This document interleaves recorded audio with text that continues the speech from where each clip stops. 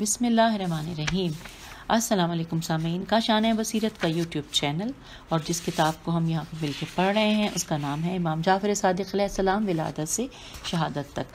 بہت ہی بہترین اور تاریخی واقعات ہمارے نظر سے گزر رہے ہیں اور انشاءاللہ آگے تک جب تک یہ کتاب ہمارے ساتھ ہے ہم اور بہت کچھ جانیں گے۔ اور میں یہ بتا دوں کہ یہ ہے پارٹ نمبر 3، اور اس کے ساتھ ساتھ اتنا بھی ذکر کر دوں کہ ہم جو پڑھ رہے تھے، جو مضمون جس کی ہیڈنگ تھی وہ پیغمبر خاتم صلی اللہ علیہ وآلہ وسلم کی میراث صداقت، یہ مین ہیڈنگ تھی، اور اس کے ساتھ ہم بہت کچھ جانتے ہوئے پڑھ رہے تھے، اور اس کے بعد ہم نے ان کے حضرت امام جعفر صادق علیہ السلام کے معروف شاگرد وہ بھی ہم نے پڑھ لیا، ان کے بارے میں بھی۔ اور اب ہم آگے چل رہے ہیں جو کہ تحریر ہے فائنل، میں نے وہ بھی بتا دوں کہ اس 2 صفحوں کے بعد نام لکھا ہوا ہے کہ بس سلام احقر سید محمد عدنان نقوی صاحب کی۔ تو آئیے ہم اس کا آغاز کرتے ہیں پیج نمبر 28 سے، جو ہم اس سے پہلے پڑھ چکے ہیں۔ آئیے آگے چلتے ہیں کہ خدائے وحدہ لا شریک کے اس نمائندے نے علم کی روشنی کی کوئی ایسی جہت نہ چھوڑی جو خالق کائنات یا اس کی مخلوق سے متعلق ہو۔ اچھا سامعین، ساتھ ساتھ میں یہ بتا دوں کہ یہ ورڈ جو جیم ہے تے میں نے پڑھا، اس کو کچھ لوگ جہت کہتے ہیں، کچھ لوگ جہت کہتے ہیں۔ آپ کو مجھ سے زیادہ علم ہے، اس لیے میں نے ہجے کر کے آپ کی سماعتوں کی نظر کر دیا۔ جی، خالق کائنات یا اس کی مخلوق سے متعلق ہو اور اس نے اس کے بارے میں رہنمائی نہ فرمائی ہو۔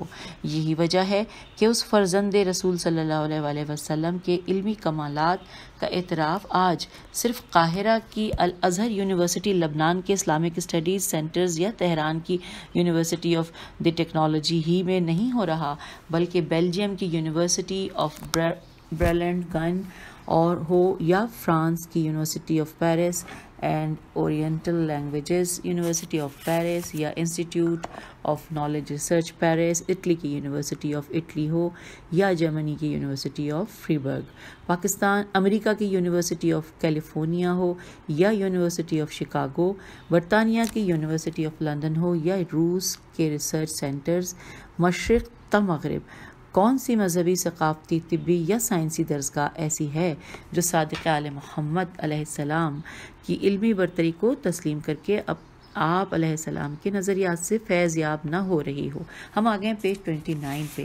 لکھا ہے اگلے پیراگراف میں کہ امام عالی مقام نے علمی کمالات کے علاوہ سیرت و کردار کے معجزات سے بھی اپنوں اور بیگانوں کو متاثر کیا۔ آپ نے حضرت فاطمہ بنت الحسین اور حمیدہ مصفات علیہ السلام سے عقد فرمایا۔ آپ علیہ السلام کی تعداد اولاد کے بارے میں مورخین میں قدر اختلاف پایا جاتا ہے، لیکن مورخین کی کثرت امام موسیٰ کاظم علیہ السلام، حضرت اسماعیل، حضرت عبداللہ، حضرت اسحاق، حضرت محمد، حضرت عباس، حضرت علی، بی بی ام فروہ، بی بی اسماء اور بی بی صغرا کے ناموں پر اتفاق کرتی ہے۔ سید الانبیاء صلی اللہ علیہ وآلہ وسلم کے اس وارث علیہ السلام نے انتہائی سادہ زندگی گزاری، نہ لاؤ لشکر، نہ زر و دینار کے ظاہری خزانے، لیکن اس کے باوجود تخت پر بیٹھنے والے مغرور اور فرعون نما طاغوت اس بوریا نشین سے ہمیشہ مرعوب رہے۔ عبد الملک بن مروان جیسا بے مروت ہو، یا ولید بن عبد الملک جیسا شقی، سلیمان بن عبد الملک جیسا خودسر ہو، یا یزید بن عبد الملک جیسا مغرور، حشام بن عبد الملک جیسا بد طبیعت ہو، یا ولید بن یزید بن عبد الملک جیسا بدطینت، یہ ابراہیم بن ولید بن عبد الملک جیسا مکروہ سیرت ہو، یا مروان الحمار جیسا خرصفت، صفاح جیسا بد اتوار، اور صفا سین فے الف ہے، صفح نام ہے، صفح جیسا بد اتوار ہو، یا منصور جیسا بخیل۔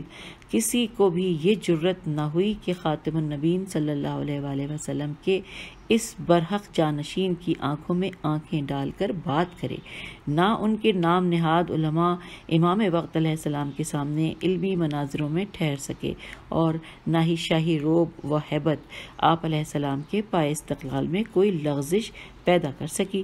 لہٰذا آپ علیہ السلام کے خلاف وہی طریقہ اختیار کیا گیا جو ہمیشہ بدطینت اور بزدل دشمن اختیار کرتا ہے۔ خفیہ سازشیں کی گئیں اور منصور دوانیقی کے حکم پر امام ششم علیہ السلام کو زہر کے ذریعے شہید کر دیا گیا۔ 15 بروایت دیگر، پیج نمبر 30 پہ ہمارے 15 بروایت دیگر 25 شوال سن 148 ہجری کو روشنی کا یہ مینار اور احکام الہی کا برحق مبلغ رب العالمین کی طرف سے سونپے گئے فریضے کی ادائیگی کے بعد اپنے حقیقی مقام کی طرف روانہ ہوا۔ چنانچہ جنت البقیع کی مقدس سرزمین نے عروج سعادت کو پاتے ہوئے اس آفتاب ہدایت و مینار صدق کو اپنے سینے میں چھپا لیا، اور آپ علیہ السلام کو آپ کی جدہ ماجدہ حضرت فاطمہ سلام اللہ علیہا کے قدموں، امام حسن علیہ السلام کے پہلو میں، اور آپ علیہ السلام کے والد گرامی حضرت محمد باقر اور جد بزرگوار حضرت امام سجاد علیہ السلام کے ساتھ دفن کیا گیا۔ آج بھی زمانے کو بالخصوص عالم اسلام کو علم کی معراج تک پہنچنا ہے تو رئیس مذہب امامیہ سرکار صادق آل محمد علیہ السلام کی دہلیز پر جبین نیاز کو جھکانا پڑے گا، اور فقہی مسائل کو عہد موجود اور زمانہ مستقبل سے ہم آہنگ کرنے کے لیے آپ علیہ السلام ہی کی فقہی صراط سے متمسک ہونا پڑے گا۔ اگلا پیراگراف ہے کہ سادس الائمہ حضرت امام جعفر صادق علیہ السلام کے لیے رقم کردہ یہ چند بے قیمت سطور کسی طرح بھی امام علیہ السلام کے تعارف کا حق ادا نہیں کر سکتی، لیکن میں امید کرتا ہوں کہ رب محمد وآل محمد صلی اللہ علیہ وآلہ وسلم ان سطور کو میرے لیے اراکین ادارہ منہاج الصالحین کے لیے اور ہر قاری کے لیے بخشش کا وسیلہ قرار دے گا انشاءاللہ۔ معزز قارئین، یہ کتاب امام الصادق من المہد الی اللحد نادرۃ الزمن آیت اللہ سید محمد کاظم قزوینی مرحوم کی عرق ریزی کا ثمر مستطاب ہے۔ قبلہ موصوف نے سرکار صادق علیہ السلام پر 60 جلدوں میں ایک موسوعہ بھی تحریر فرمایا ہے، اور اس کتاب کو اسی موسوعہ کی پہلی 3 جلدوں سے انتخاب کر کے اور اس میں کچھ اضافے کر کے تیار کیا ہے۔ جناب کا تقویٰ اور علمی شہرت عیاں راچہ بیان کی مصداق ہے۔ اب اگر یہ ورڈ میں نے غلط پڑھا ہے تو میں معذرت چاہتی ہوں، اس کی ہجے کر دیتی ہوں، آپ لوگ بہتر پڑھ سکتے ہیں۔ این یہ الف نون غنہ، رے الف چے ہے، اور بے یہ الف نون۔ اگلا پیراگراف ہے کہ اس مقدمے کی وضع و ترتیب مانے ہیں، ورنہ ہم آپ کی علمی و دینی خدمات کا ایک تفصیلی خاکہ پیش کرتے، لیکن یہاں ہم صرف یہی بات کہنے پر اکتفا کرتے ہیں کہ کسی بھی انسان کی کامیابی کا اندازہ اس کے حسن اختتام سے لگایا جا سکتا ہے۔ چنانچہ آپ نے اپنی زندگی کا آخری سانس تک، یہ بات ہو رہی ہے کاظم قزوینی صاحب کی، چنانچہ آپ رحمۃ اللہ نے اپنی زندگی آخری سانس تک خدمت دین کی تبلیغ و ترویج اور محمد وآل محمد اور محمد صلی اللہ علیہ وآلہ وسلم و آل محمد علیہ السلام کی محبت و الفت میں گزاری، جس کے صلے میں آپ کو کریمہ اہل بیت بی بی معصومہ قم سلام اللہ علیہا کے حرم اطہر کے احاطے میں دفن کیا گیا۔ دفن ہونے کی ابدی سعادت نصیب ہوئی، پیج 31۔ اور لطف بالائے لطف یہ ہے کہ جب 17 سال کے بعد آپ رحمۃ اللہ کی میت کو کربلا معلیٰ لے جا کر حرم امام حسین علیہ السلام کے پہلو میں دفن کرنے کی غرض سے آپ کا تعویذ قبر کھولا گیا، تو اتنا عرصہ گزرنے کے باوجود بھی آپ رحمۃ اللہ کی میت تر و تازہ نکلی، الحمدللہ۔ اللہم صلی علی محمد وعلی محمد، جیسا کہ یوٹیوب پر اس کی ویڈیو بھی موجود ہے جو ہمارے اس بیان کی شاہد ہے۔ بندہ ناچیز کے مقدر کی یاوری اور بلند اقبالی ہے کہ ایسے بزرگ اور جید عالم کی دوسری کتاب کا اردو ترجمہ میرے حصے میں آیا ہے۔ میں اس لطف و احسان پر اللہ تعالیٰ کا جتنا بھی شکر ادا کروں وہ کم ہے۔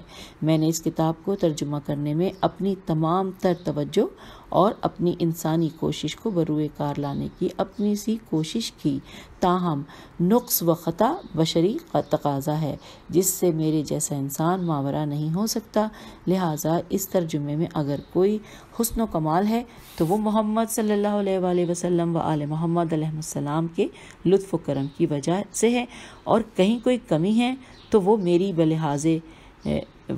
بلحاظ بشر خطا ہے، جس کے لیے میں رب محمد صلی اللہ علیہ وآلہ وسلم و آل محمد علیہ السلام سے معافی کا اور علماء سے رہنمائی کا طلبگار ہوں۔ سامعین، یہیں پر میں بھی، کیونکہ میں اس کو پڑھ رہی ہوں اور آپ لوگ سن رہے ہیں، میں بھی اس حوالے سے معافی ساتھ ساتھ مانگتی رہتی ہوں کہ کہیں کوئی غلطی، کمی کجی رہ جائے، کوتاہی ہو جائے پڑھنے میں، تو پھر محمد مصطفیٰ صلی اللہ علیہ وآلہ وسلم و آل محمد علیہ السلام اللہ مجھے معاف کرے۔ آئیے آگے چلتے ہیں۔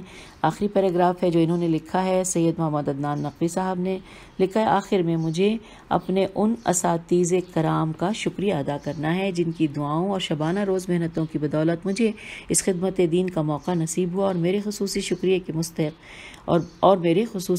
کے مستحق ہیں حجت الاسلام والمسلمین حضرت علامہ ریاض حسین جعفری صاحب، چیئرمین ادارہ منہاج الصالحین کے جو ہمہ وقت تبلیغ دین اور ترویج علوم آل محمد علیہ السلام کے لیے مصروف و عمل ہیں۔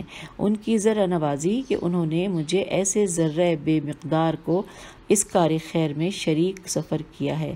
دعا ہے کہ پروردگار عالم محمد صلی اللہ علیہ وآلہ وسلم اور آل محمد علیہ السلام کے صدقے میں ہماری اس زحمت کو اپنی بارگاہ عالیہ میں قبول فرمائے، آمین یا رب العالمین۔ وسلام، سید محمد عدنان نقوی۔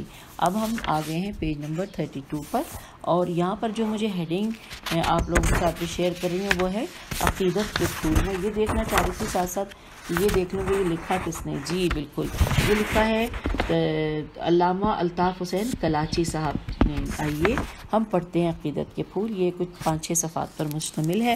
لکھا ہے، عباسی خلیفہ منصور دوانیقی کے ایک خاص مقرب کا بیان ہے کہ میں ایک دفعہ اس کے دربار میں گیا، وہ اکیلا بیٹھا تھا، اسے حیرانی و سرگردانی نے گھیر رکھا تھا، اس کے چہرے کی حالت دیدنی تھی، ایک رنگ جاتا تو دوسرا آ جاتا، کبھی غصے سے سرخ ہو جاتا، لیکن تھوڑی دیر بعد ان کے چہرے پر موت کی زردی چھا جاتی۔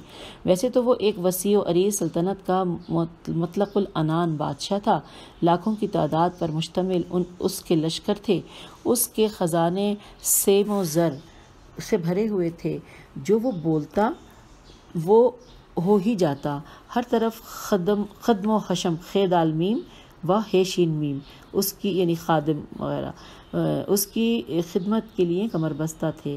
اس وقت اس کی حالت ایک بے بس و بے کس انسان کی سی تھی جس کا نہ کوئی سہارا ہوتا ہے اور نہ آسرا، بے چارگی و درماندگی جسے تنہا کیے ہوتی ہے، حسرت و یاس اس پر تازیانے برسا رہی ہوتی ہے، اور وہ زندگی نہیں چاہتا، موت چاہتا ہے۔ اگلے پیراگراف میں ہے، یہی حالت منصور عباسی کی تھی۔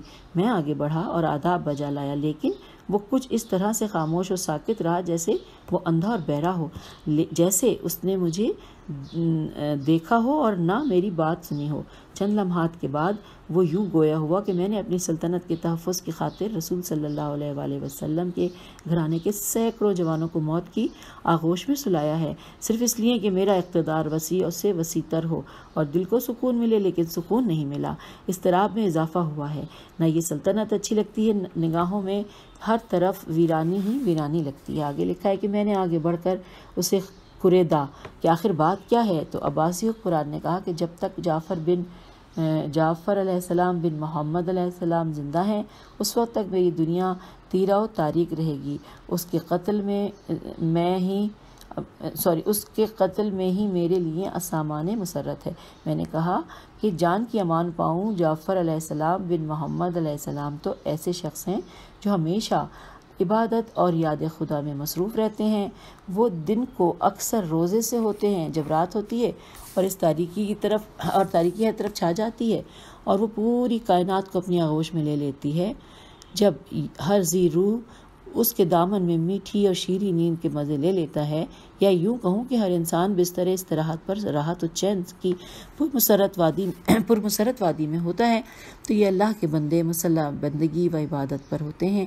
بادشاہ سلامت، اگر تو ان کے قیام کو دیکھے تو حیرت کے سمندر میں ڈوب کر مر جائے۔ پیج 33۔ جب تو ان کے رکوع کو دیکھے تو تیری کائنات تھرا جائے۔ ان کے سجدے اتنے طویل کہ ملائکہ اپنے سجدے بھول جاتے ہیں۔ تمہیں ان سے ڈر کس بات کا؟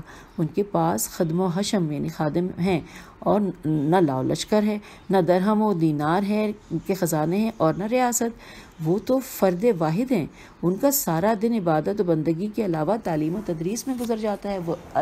وہ علم کے بے کرا موجزن سمندر ہیں۔ انہوں نے تو فکر و فن کی کائنات آباد کی ہوئی ہے۔ اطراف و اکناف سے تشنگان حق و حقیقت آتے ہیں اور اپنی علمی و روحانی تشنگی کا سامان کرتے ہیں۔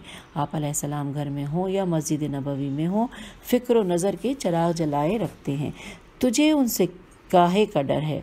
وہ بوریا نشین ہیں، تو تخت نشین ہے۔ ان کے دروازے پر فقراء و مساکین کا ہجوم لگا رہتا ہے، وہ بڑھ بڑھ کر ان کی حاجات پوری کرتے ہیں۔ تیرے دروازے پر عمرا کا جھمگٹا رہتا ہے، اور وہ تیری تابع داری و پرستاری کرتے ہیں۔ پریشان تو انہیں ہونا چاہیے۔ اگلے پیراگراف میں لکھا ہے کہ عباسی بادشاہ نے کہا کہ ہاں، میں یہ تمام باتیں جانتا ہوں۔ میری شاندار محلات ہیں جہاں میں عیش و نشاط کی زندگی بسر کر رہا ہوں۔ میری حفاظت پر پوری قوم ہیکل مسلح دربان مقرر ہیں۔ وسیع و عریض ملک میرے پاس موجود ہے، لیکن جو سلطنت جعفر بن محمد علیہ السلام کے پاس ہے وہ میرے پاس نہیں ہے۔ ان کی سلطنت نے زمین و زمن کو گھیر رکھا ہے، میرے دائرہ اطاعت میں تو صرف چند نفوس ہیں۔ ان کا دائرہ اطاعت اتنا وسیع ہے کہ کائنات کی ہر شے ان کے سامنے سرنگوں ہے۔ میں صرف لوگوں کی زبانوں پر رہتا ہوں، وہ لوگوں کے قلوب میں رہتے ہیں۔ لوگ میرا احترام شاہی خوف سے کرتے ہیں، لیکن ان کا احترام دل کی اتھاہ گہرائیوں سے کرتے ہیں۔ جب تک وہ زندہ ہے مجھے سکون حاصل ہے، نہ قرار و چین۔ میں نے قسم اٹھا رکھی ہے کہ یہ دن گزرنے نہ پائیں۔ ایک منٹ میں پیج دیکھ لوں، جی 34 پہ ہم آ گئے۔ میں نے قسم کھا رکھی ہے کہ یہ دن گزرنے نہ پائے اور رات آنے نہ پائے، انہیں قتل کر دیا جائے۔ اگلا پیراگراف ہے اس پیج پر کہ منصور نے حکم دیا کہ فوراً جعفر بن محمد علیہ السلام کو اس کے دربار میں لایا جائے۔ اس نے جلاد کو حکم دیا کہ جو ہی جعفر بن محمد علیہ السلام کو میرے دربار میں لایا جائے اور میں اپنا ہاتھ اپنے سر پر رکھوں تو فوراً انہیں قتل کر دینا۔ تھوڑی دیر بعد سلطنت الہیہ کے نائب کو دربار میں لایا گیا۔ عباسی بادشاہ کے دربار پر امامت کے جاہ و جلال کی کچھ اس طرح ہیبت طاری ہوئی کہ دربار کے در و دیوار امامت کو جھک جھک کر سلام کرنے لگے۔ دربار میں عمرہ و فضلات میں غلط بعض دفعہ پڑ جاتی ہوں جلدی میں روانی میں۔ دربار میں عمرہ و فضلہ صف بستہ ہو کر آداب پیش کر رہے تھے۔ اس کے خدام حشتم امام کا استقبال کر رہے تھے۔ اس منظر کو دیکھ کر منصور کے جسم میں لرزہ پیدا ہو گیا۔ وہ ایک اندرونی خوف سے کانپ رہا تھا۔ فوراً تخت سے نیچے آیا اور دوڑ کر امام علیہ السلام کا استقبال کیا، جھک کر سلام کیا، تخت پر بٹھایا اور لڑکھڑاتی زبان سے کہا، فرزند رسول علیہ السلام، آپ نے کیوں زحمت فرمائی؟ آپ نے فرمایا، میں خود نہیں آیا، تم نے ہی بلایا ہے۔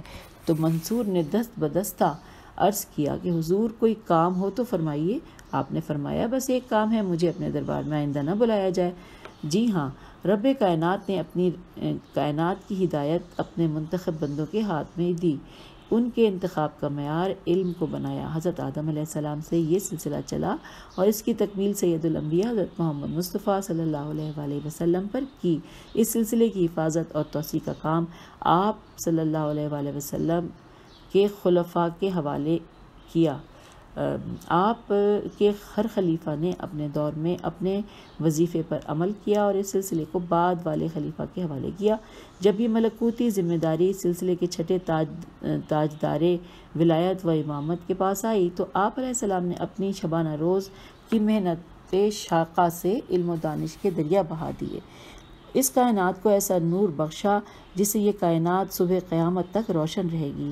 بالغ نظر عرب شاعر نے آپ علیہ السلام کی شان میں کچھ اشعار کہے تھے جن کا مفہوم یہ ہے انورٹڈ کاما کہ حضرت امام جعفر صادق علیہ السلام عرش خداوندی کے وہ ذوفشاں ستارے ہیں کہ انہوں نے اس زمین کی تاریکیوں کو دور کر دیا، انورٹڈ کاما کلوز۔ اب ہم آگئے ہیں پیج 35 پر، لکھا ہے چھٹے ماہ تابع ولایت حضرت امام جعفر صادق علیہ السلام کی ولادت باسعادت اس سیاسی دور میں ہوئی جب حق و دیانت کے چراغ گل کیے جا رہے تھے۔ جزیرہ نما عرب میں مطلق الانانیت اور طوائف الملوکیت کا دور دورہ تھا۔ جگہ جگہ فتنہ انگیزی، اناد و فساد، بے چینی و بد امنی کا راج و رواج تھا۔ لوگ علم و دانش، حق و صداقت کی تحصیل و تلاش کے بجائے جاہ و منصب سے مضر اور تخت و تاج کی تلاش میں سرگرداں تھے۔ لیلائے اقتدار کی قربانگاہ پر دیانت و امانت اور حق و صداقت کو قربان کیا جا رہا تھا۔ ایسے تیرہ و تاریک اور ظلمت کدے میں یہ نور امامت پوری آب و تاب کے ساتھ چمکا۔ آپ علیہ السلام کی ساری زندگی فلاح و اصلاح میں گزری۔ آپ علیہ السلام کی سیرت اسلامی کردار کی کامل اور بے نظیر تصویر ہے۔ آپ علیہ السلام نے اپنی زندگی میں شعور و ادراک کا ایک عظیم انقلاب برپا کیا۔ آپ علیہ السلام نے انسانی فکر کا رخ حقیقت پسندی اور تلاش حق کی طرف موڑا۔ اگلے پیراگراف میں ہے کہ علمی تحقیقات کے لیے جدید راہیں متعین کی۔ آپ علیہ السلام کی پاکیزہ سیرت کی قدریں قدیم و جدید کا سنگم ہیں جو ہر دور کے تقاضوں کو پورا کرتی ہیں۔ آپ علیہ السلام نے اس انسانی قلوب میں وہ روح پھونکی کہ لوگ ستاروں پر کمندیں ڈالنے میں مشغول ہو گئے۔ عبد الملک بن مروان کا دور حکومت اموی سلطنت کا نقطۂ زوال ہے۔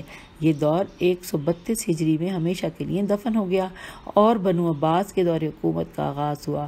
امویوں کا خاتمہ اور بنو عباس کا آغاز ہوا۔ اسی دور کو تحویل و انتقال اقتدار ملوکیت کا دور کہا جاتا ہے۔ اسی دور سے امام علیہ السلام نے اپنی حکمت عملی اور بالغ نظری سے بے پناہ فائدہ اٹھایا۔ ہوس اقتدار کے پجاری ایک دوسرے سے دست بگریباں تھے۔ اس عظیم مسلح اور اسلام کے جلیل مسلح ہے، یہ غلط پڑھ دیا میں نے، سوری، اور اسلام کے جلیل القدر فرزند کے ہاتھ میں انسان کی تقدیر بدلنے کا بہترین موقع آیا۔ آپ نے اسلامی علوم و معارف دین کی ترویج و اشاعت کا اہم کام سر انجام دیا۔ فضا خوشگوار تھی۔ اسی فضا میں آپ نے علم و دانش کی سلطنت کی وہ داغ بیل ڈالی کہ جس کے بلبوتے پر آج انسان چاند پر جا پہنچا اور کرات سماوی کی تسخیر کے عمل کا آغاز ہو گیا۔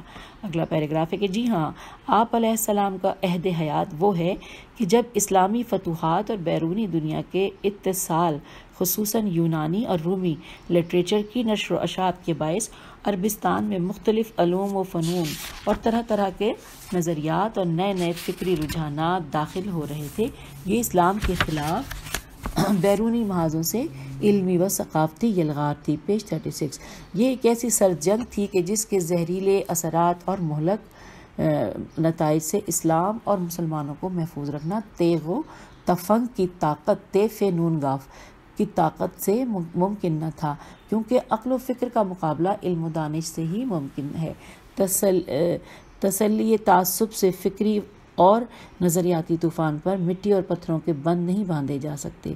حضرت امام جعفر صادق علیہ السلام نے جو کارنامے سر انجام دیے ہیں وہ تاریخ اسلام میں سنہری حروف سے رقوم ہیں۔ اگلا پیراگراف کہ مدینہ منورہ میں مسجد نبوی اور آپ علیہ السلام کا گھر مدینۃ العلم ہی تھے، تحقیقاتی مرکز تھے۔ آپ علیہ السلام کا یہ مدرسہ دنیا کی ایک عظیم الشان یونیورسٹی تھا جس کا حلقہ درس و تدریس اور تعلیم و تحقیق اطراف عالم میں پھیلا ہوا تھا۔ اس میں بیک وقت کم از کم 4000 دانشور زیر تعلیم ہوا کرتے تھے۔ پھر لکھا ہے کہ اس اسلامی یونیورسٹی سے ہزاروں کی تعداد میں ہر فن کے اسکالرز نکلے۔ پھر ان دانشوروں نے اپنی دانش کو دنیا میں پھیلایا۔ آگے لکھا ہے کہ علامہ ذہبی لکھتے ہیں کہ امام ابو حنیفہ کہا کرتے تھے انورٹڈ کاما میں نے حضرت امام جعفر صادق علیہ السلام سے بڑھ کر علم دین کا عالم کسی اور کو نہیں پایا انورٹڈ کاما کلوز. پھر لکھا ہے امام مالک کا قول ہے کہ انورٹڈ کاما میری آنکھوں نے علم و فضل اور تقوی میں حضرت امام جعفر صادق علیہ السلام سے برتر کسی کو نہیں دیکھا انورٹڈ کاما کلوز. اب آگے پڑھتے لکھا ہے ایسا کیوں نہ ہو، آپ علیہ السلام مدینۃ العلم کے نواسے اور باب العلم کے فرزند ہیں. الحمدللہ اللہم صلی علی محمد وعلی محمد. فرزند ہیں کہ جو جمع علوم تھے، جن کی فکری و نظری ذوق فشانیوں اور علمی و تحقیقی شعاؤں سے جہل و جہالت کی تیرگیوں کو اجالوں میں منقلب کیا. آپ علیہ السلام اپنے اجداد کے راستے کے راہی تھے.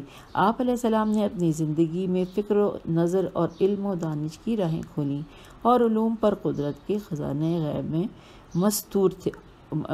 وہ علوم جو قدرت کے خزانے غیب میں مستور تھے، اللہ اور اس کی اشرف مخلوق کے درمیان رابطہ بن کر ان کے دل و دماغ کو ان علوم سے آگاہی و آشنائی دی.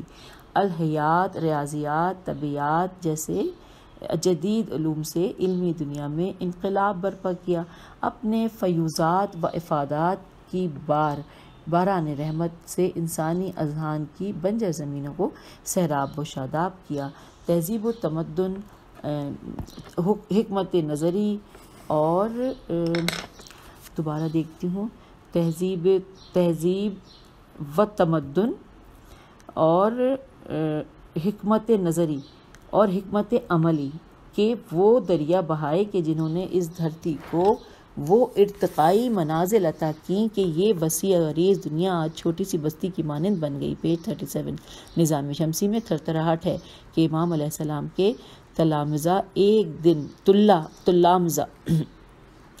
دن اسے کامل صورت میں مسخر کر لیں گے. اب میں یہ ورڈ جو میں نے پڑھا تھا غلط بھی پڑھا ہو سکتا ہے، میں ہجے کرتی ہوں. تے لام الف میم زے ہے. جی میں نے پڑھ لیا. اب آگے لکھا ہے کہ آپ علیہ السلام کے تلامذہ میں سے عالمی شہرت کے ہم یعنی جو آپ کے آپ کے شاگردوں میں سے عالمی شہرت کے حامل حضرت جابر بن حیان کوفی نے وہ مفصل کتاب لکھی تھی کہ جس میں اس نے آپ علیہ السلام کے کیمیا پر کیے گئے 500 رسالوں کو جمع کیا تھا.